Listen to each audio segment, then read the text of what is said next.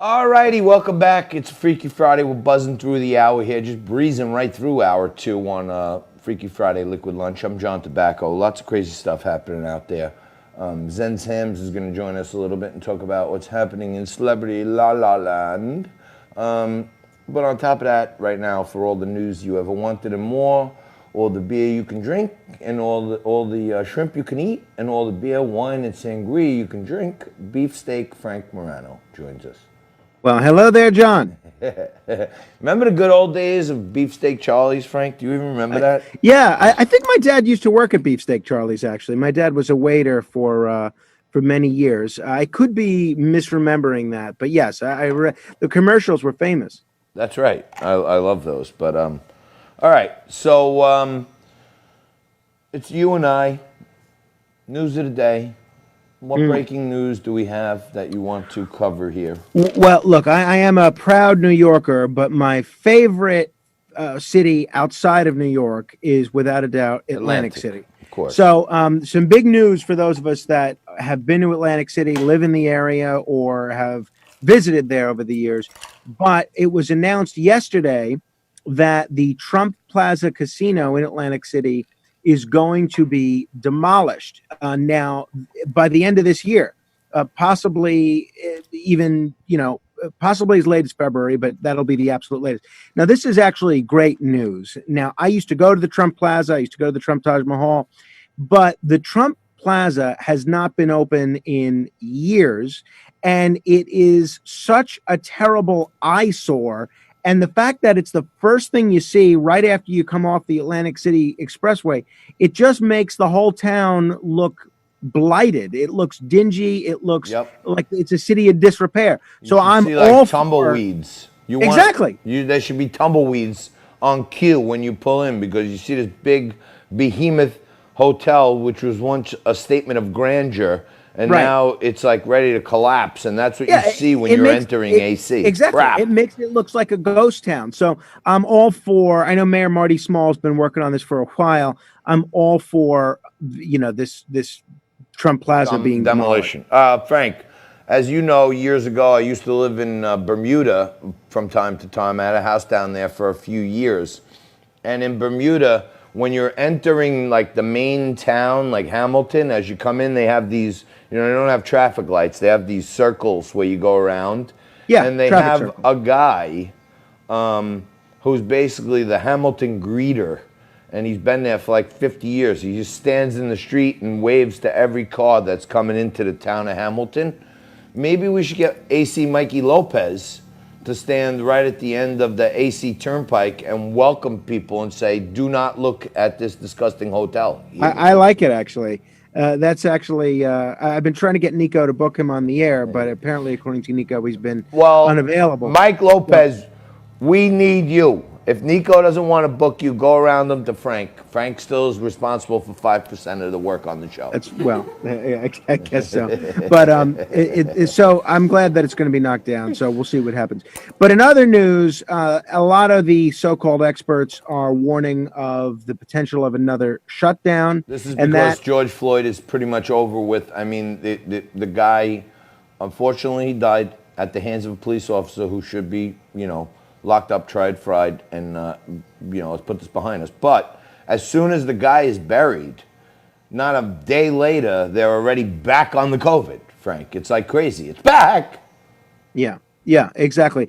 And the other interesting thing, at a time when we need something to celebrate as a country, was all this bad news, Dunkin' Donuts is actually releasing a celebration donut.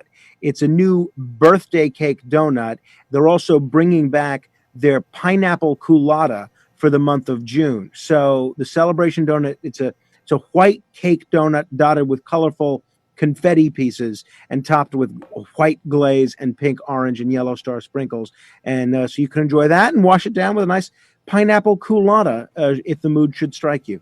Well, I'm just going to say this. You said white cake donut with white frosting, sprinkles. Dunkin' Donuts better watch their behind, because any minute now the cancel culture may come after them and ask why the 4th of July donut is all white. That's a fair point. That's a fair point, John. If anybody out there who's watching Liquid Lunch thinks that we're not sensitive to the struggle for racial equality, take a look at this. Jess made this in real time. This is our new logo, and I'm going to start trying to share this out there because I think much like we do the red and the blue, the Democrat, the Republican, I talk about my audience being the purple people that are a little of each. To me, this yin yang says black, blue, we can get along in peace. So, you know, I'm joking about the Dunkin' Donuts, but who knows? Once I saw Paw Patrol and the cop from the Village People go down, anything could happen. Dunkin' Donuts could be next. Right. You're right. You're right. It's crazy times we're living in. That's Starbucks for sure. might start a anti-dunking campaign and come Right. out with a multicolored donut with all different color icing and rainbow sprinkles. You know. Now, one other quick story I want to update people on is this John Bolton book. So John Bolton has written this book, The Room Where It Happened, and now the White House is continuing to try and prevent this book from being published because they believe it contains classified material. So Axios, somebody leaked a copy of this manuscript to Axios, the news organization. And as you might imagine, Bolton, who I want to point out to all the Trump supporters, I warned you about this guy before Trump was elected, You were very after mad Trump was about elected, him. during the time he was national security advisor, and after he was fired. So I think I deserve a little credit on this one. You but do. anyway, Let's pat so- Frankie on the back. Now, this- just let me tell you something, Frank. well, do we have to break or we have time? No, we don't. No, I'm saying there's only 5. You said you do deserve credit. I want to give you that credit because you often right. And just so you know, there's only 5 pats on the back allowed, self-pats on the back allowed in each day's show. So Right. Nico's already used 3 of his. Now you've used 1. So there's Got it. only 1 left. And I am the master of patting myself on the back. So I would appreciate if both you and Nico don't use the final 5th pat on the back because I might want to use it a little later. Yeah, fair Well, Jess enough. might, but Jess doesn't pat herself on the back. You know what I mean?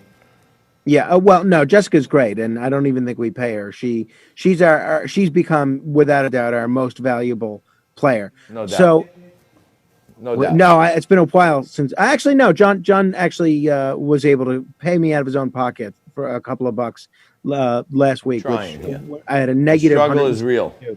Yeah, a negative $162 in my account. So John came through. But let me read you this from the epilogue of John Bolton's book, as if 10 impeachment were not. seconds. All right. Well, I'll tell you about it a little later then. All right. Very good.